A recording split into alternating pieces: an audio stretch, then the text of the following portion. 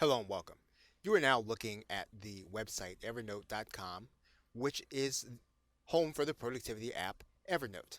Evernote is an adaptable system that you can use to keep organized as well as collaborative with your communication. So one of the key features in Evernote is going to be note taking.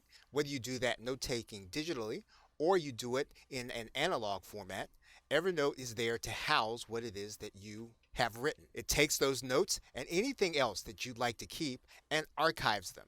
So you have a place not only where you can store, but also where you can categorize. And one of the key features in Evernote is that it is made for categorization. That means then that your content will be searchable according to the system that you set up when you put your documents in order. Evernote can be used on multiple devices. So it's actually an application that'll work on your personal computer or your Mac. It'll also work on your mobile device, and it will also work as a cloud application from your browser. Evernote provides its users unlimited storage capacity. The limitations are done by uploading. So depending on how much you pay, that's how much you can upload on a regular basis. Now, Evernote is really designed for you to get more done in less time.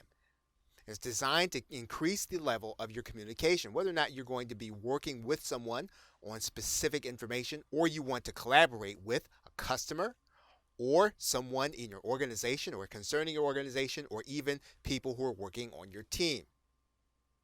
One of the key features of Evernote in that way is that Evernote can be used to automate communication. It can also be used to automate notifications. Basically, Evernote can be used to work smarter, especially by using its automation features.